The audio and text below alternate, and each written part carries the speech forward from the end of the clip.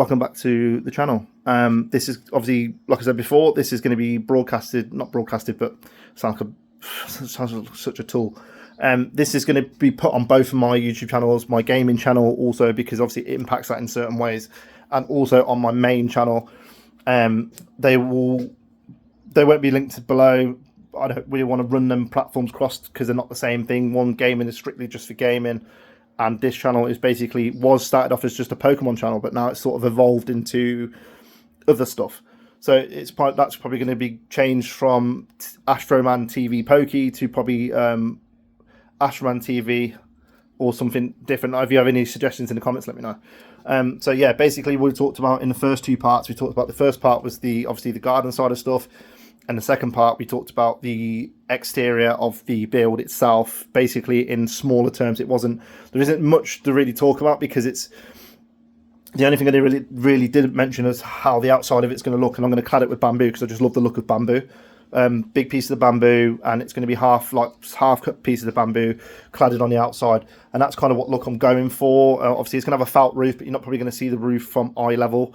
Obviously, the idea is to have a bit of the idea of the structure. There's a few bits I did miss out. The idea is to have like bamboo on the whole of the outside. Obviously, I've talked about the windows and doors, the roof, and then the actual sort of build, the design itself. Obviously, I will be showing that all on 3D. It's obviously going to be a 3D module that I'm going to do with the inside to outside, so everyone can kind of see it from start to finish and how it's supposed to look. The idea is to have an open gap where we can have a hot tub, but I've already talked about that in the first part. So it's basically going to be like one giant wall at the back, two side walls, and then sort of like a box on the left hand side, and then sort of like an open box on the right hand side with a door in the middle. That's kind of how I see it. It might evolve. I'm probably going to speak to an architect just to get sort of an idea on dimensions and blah blah blah, just to make 100% certain that it's good to go kind of thing, and that it can be done and whatnot, whatever.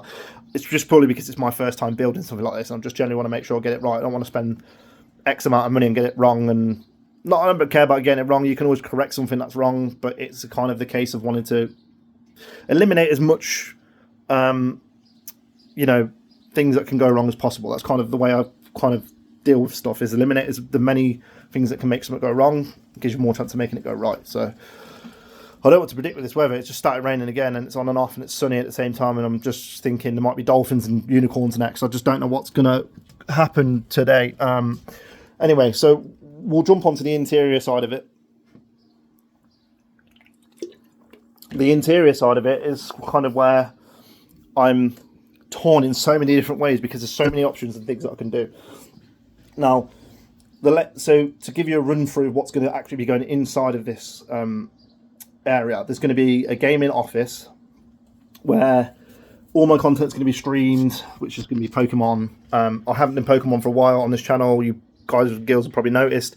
I just don't have the money to kind of do it. I've just been swamped in other things, and life takes over, and you have to kind of take a back step when you can't afford it.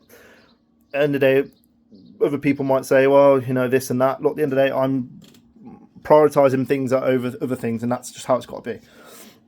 So the idea is to have a gaming office which will have virtually an area to film standing up with one of them flexi spot desks. I've been looking for one of them for a while. I'm probably going to end up biting a bullet and buying one because I really like them. There's not a lot of other stuff that I want to get. Basically, it's going to have a 65-inch TV in there.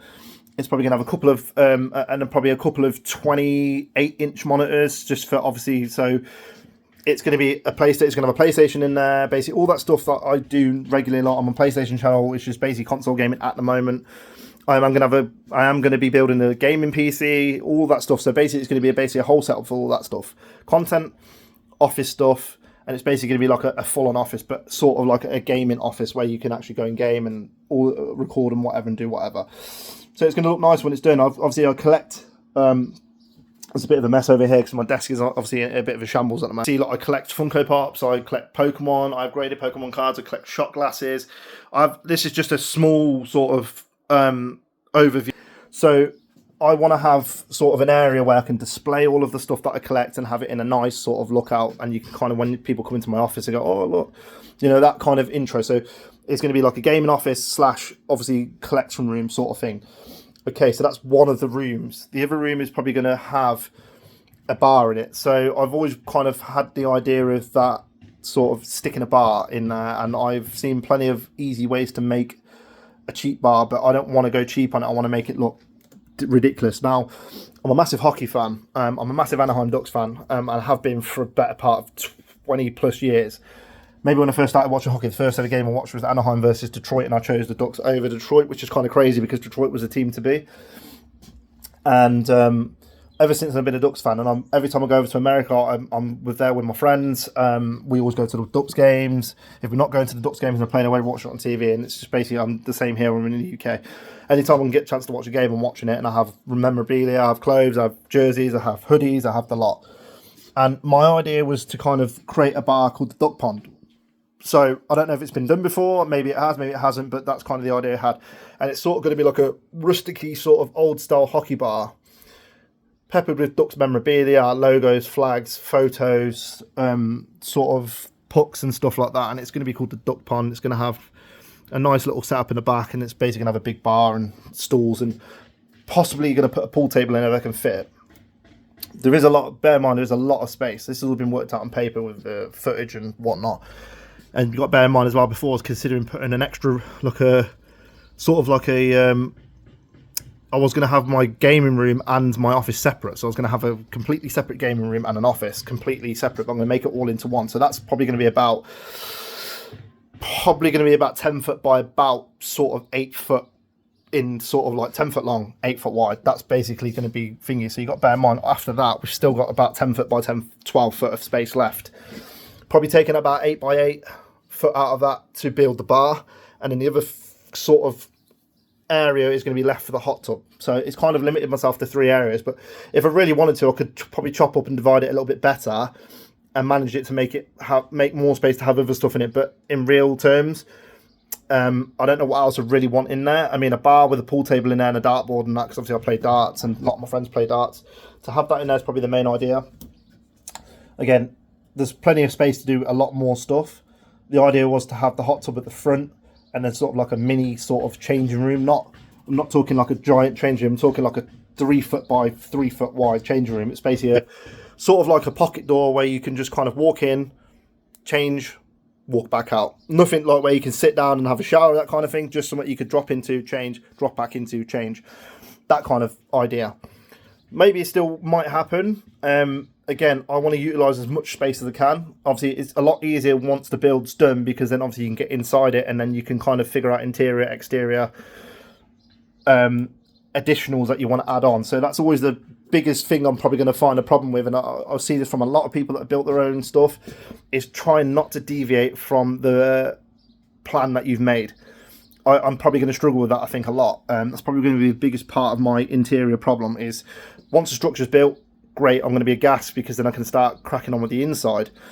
I just think I'm going to probably end up chopping and changing my mind so many times. I'm probably going to end up giving myself more problems than I need to. So in terms of the interior, what we'll end up doing is, once we start diving into the 3D modelling side of stuff, I will start with obviously the exterior.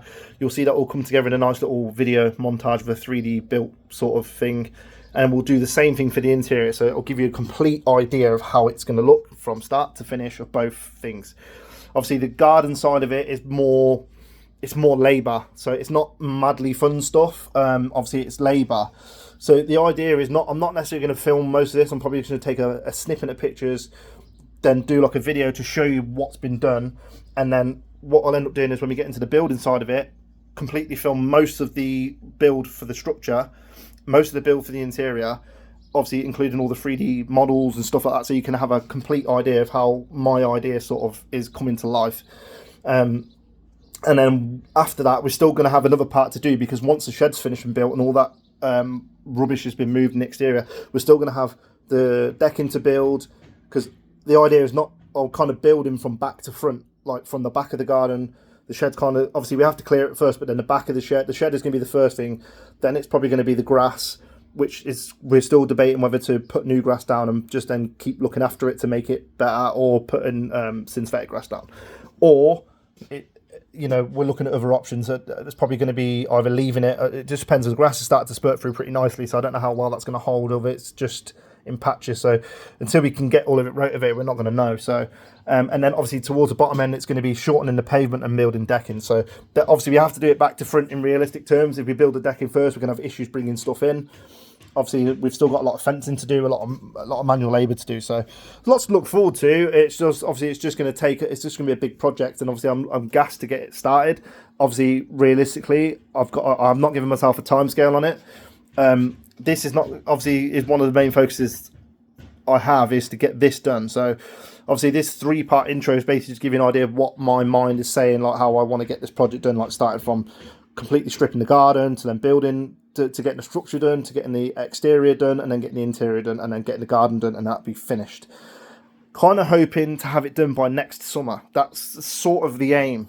Now, unless I fall into about 15-20 grand's worth of money, which is, doesn't really happen that way. Obviously I work a normal job. I don't get paid by YouTube. I don't get paid by TikTok. And that's fine. I'm not at that level where people are getting paid, and good to the people that are getting paid, because you want to make as much money as you can.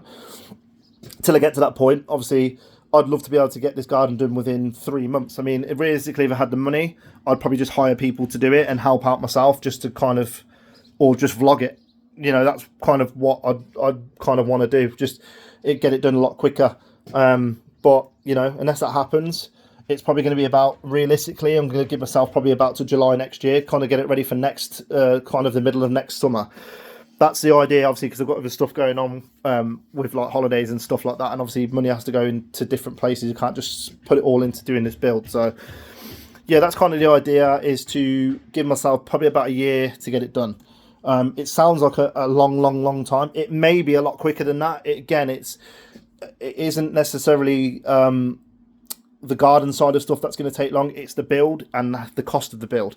I've kind of had a pre-workout about 5 months ago about how much all the labours and the parts are going to cost, which I will include in the series as well, from start to finish, of all the tools we built, used, the cost of all the wood, all the screws, virtually give you a rundown of everything. So you can kind of get an idea of how much it's cost us to do, and obviously then the timescale against the cost. Look, at the end of the day, if you hire people to do it and you had all the materials ready, I could probably have this done in 5 days, and that's not a flex on myself. It's just, I reckon if you've got a team of 4 or 5 people, virtually once you've got the foundations done and you're building on top of the foundations, the walls and all that stuff can be put together relatively quick. And obviously then you're just waterproofing it, putting all your damp-proof membrane, all that stuff on. It doesn't take a long time, but when you're doing it on your own, it's more of a case of, you've got to then be able to lift everything on your own, do all that. So, look, if you had 3 or 4 people to help me, I'll probably get it done a lot quicker. So, that's kind of the idea. So, these videos are probably going to drop, one today, one tomorrow, and one on Friday. What, on Wednesday? Yeah, Wednesday, Thursday, and Friday, these 3 videos will drop. So, kind of give you an idea of what I'm thinking. And then what I'll do is I'll do a sort of a recap of the garden clearance on Monday. So obviously Monday I'm going back to work Monday night. Obviously I work nights, which is unfortunate, but that's just what it is. Means must. I will probably end up doing a video on Monday just to kind of give you the whole overview of the complete clearance of the garden. And then obviously we're into then sort of the rotivation side of stuff, where we're going to end up hiring a rotivator.